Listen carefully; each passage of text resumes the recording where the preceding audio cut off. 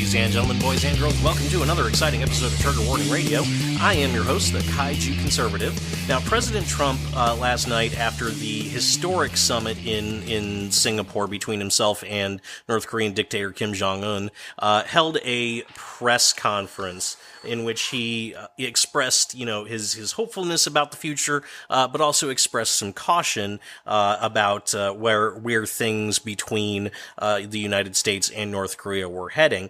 And one of the things that President Trump said in his press conference caught a lot of attention, especially with the left on Twitter. Now, during this press conference, President Trump invoked the name of Otto Warmbier. Of course, Otto Warmbier was the American college student who, back in 2016, was arrested for allegedly trying to steal a North Korean. It was either a flag or a propaganda banner that was hanging in his hotel. I forget which one it was. But he was arrested. He was charged with various crimes, and he was sentenced to, I think it was 15 years of hard labor, something like that, which is essentially a death sentence in North Korea, if you don't know anything about their forced labor camps.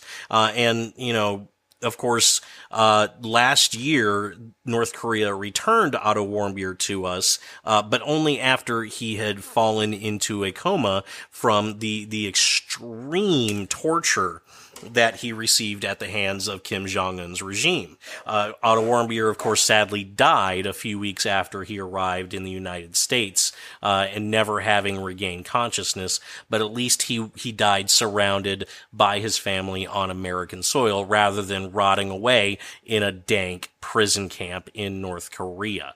Now, President Trump said that the historic summit that took place yesterday would not have been possible without Otto Warmbier, and that he did not die in vain because his death is helping to bring about potential peace between the two nations and an end to the suffering and pain of millions, which I think we can make the case that is true. I would imagine, we don't know exactly everything that's happened with regards to Otto Warmbier and the negotiations between North Korea and the United States to bring him home. But I would imagine that was a turning point in our relationship with North Korea, because if you look, after Otto Warmbier died, the war of words between Kim Jong-un and President Trump ratcheted up. So I think this was a moment of realization for President Trump as to just how evil the North Korean regime can be. And I think it was a realization on the part of the North Koreans as well, because here they had this American prisoner who had been so horribly mistreated that he was on the verge of death. And I think that probably sent the North into a panic, which is probably what prompted them to return him to us so quickly. Now, the left, of course, everything President Trump does causes the left to erupt in outrage and causes extreme butthurt. But his invoking Otto Warmbier's name was worse than most outrages for the left. There were leftists that took to Twitter and social media condemning the president for talking about Otto Warmbier and for invoking his name, because why on earth is literally Hitler negotiating with his killer, and so on and so forth. You had pundits opining that President Trump should not have done this. He should not have dragged Otto Warmbier into it, and should not have sullied his memory by uttering his name on his lips. And this was a horrible disservice to the family, and it just showed how little respect President Trump had for Otto Warmbier, had for the pain and suffering that he endured, and the pain and suffering that his family is enduring as well. Which is an interesting point, considering how the left treated Otto Warmbier back when he was arrested, and even when he died. The internet is forever, and luckily we live in a day and age where we don't have to suffer leftist hypocrisy lightly, and we can let everybody in the world know exactly how hypocritical the left is. And I've managed to do, a little bit of research. Took maybe, 20 minutes of Googling to find examples of just what the left thought of Otto Warmbier not even 2 years ago. Now, our first example comes from the Huffington Post, that leftist rag that people pretend is a legitimate news source. And this post was written in 2016 rather, by LaShaw, which is not a real name. That's ridiculous. But the title is "North Korea Proves Your White Male Privilege is Not Universal."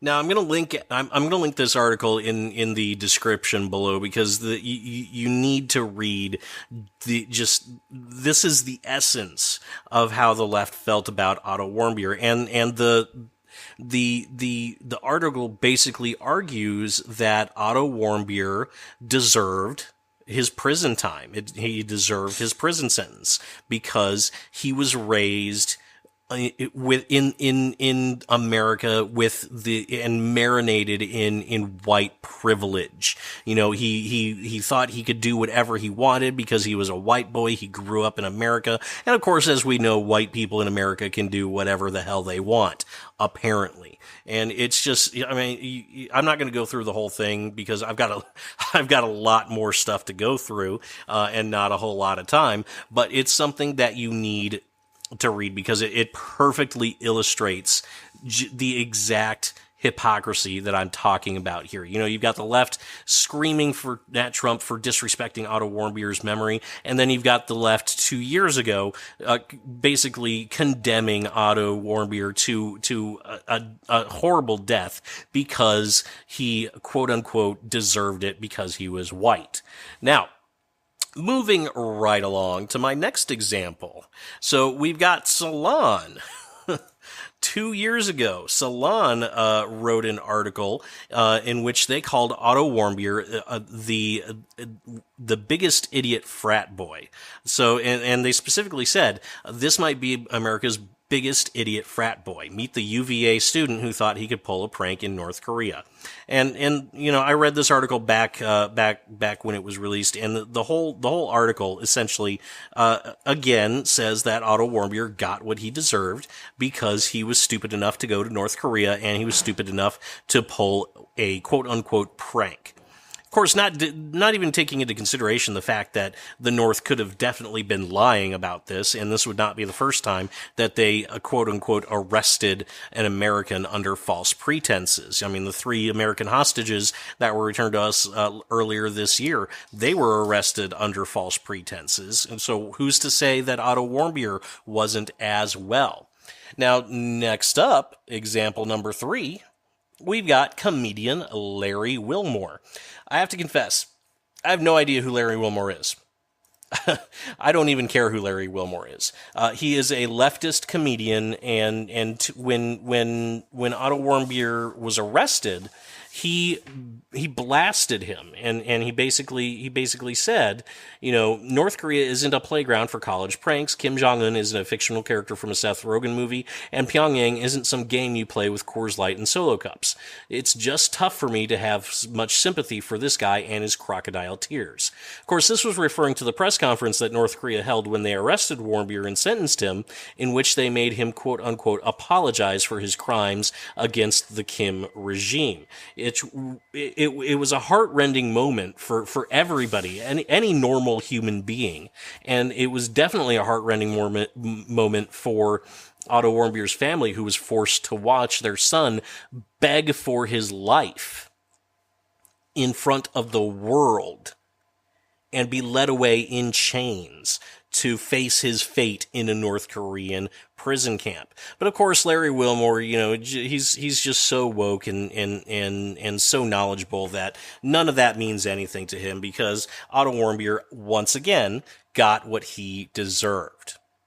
Now, you might think that's the last example. Nope, I've got 3 more examples. So the University of Delaware, around the same time that Otto Warmbier was arrested, there was a professor named Catherine Detweiler, who is an anthropology teacher. She stated, she released a statement on Facebook saying that Otto Warmbier, the man who was tortured to death in a North Korean prison camp, was a clueless white male who got exactly what he deserved.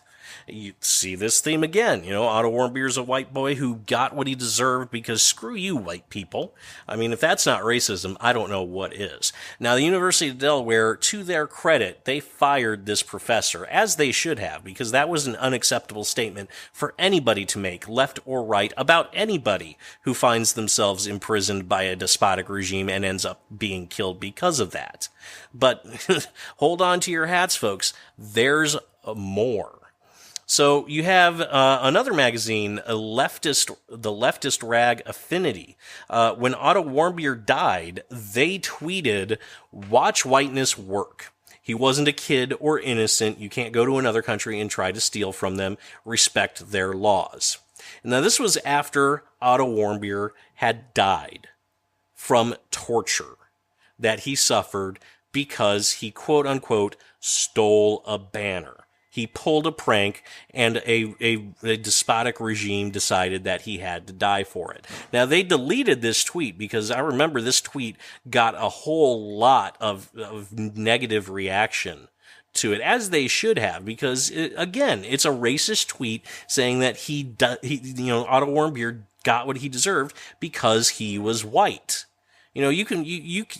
Assuming that he did what he did, you can discuss, the need to respect other countries' laws all you want, especially if you're traveling to, a despotic country like North Korea. You can even debate the merits of actually traveling to a country like North Korea. I personally think it's absolutely freaking stupid to go to some place like North Korea, a country that is known for kidnapping foreigners and holding them hostage. But you can do all that without bringing up racism and without disrespecting the memory of the person who died and the pain that his family is going through. You don't have to bring all that up and be a dick about it, but the left is determined to do that. Now, the last example that I was able to find in my 15-minute Google search was an article on Medium from Aja Barber. This was written almost 1 year ago exactly after Otto Warmbier died, and the title of the article is "Do Not Expect Black Folks to Cry Hard for Otto Warmbier." And again, we see this theme that Otto Warmbier got what he deserved because he's white, because he's privileged, and we shouldn't care about Otto Warmbier. We shouldn't cry tears for him because black people in this country have it so much worse than anybody in North Korea has it, which is, of course, complete and utter bullshit. But it's par for the course for the left. This is the way they think. And of course, every leftist out there is going to completely ignore the fact that they were sneering as an American kid, somebody in early 20s, a college student, literally begged for his life in tears in front of the world. He was paraded in front of the world as a trophy by one of the most despotic regimes on the face of the planet Earth. He was mocked for it by the left, and he paid the ultimate price and was mocked again posthumously. That is just rank hypocrisy by the left, and we cannot let them get away with it. There's nothing left to say. Human beings do not think like this. Human beings do not do this, and it just proves that the left is utterly and completely soulless.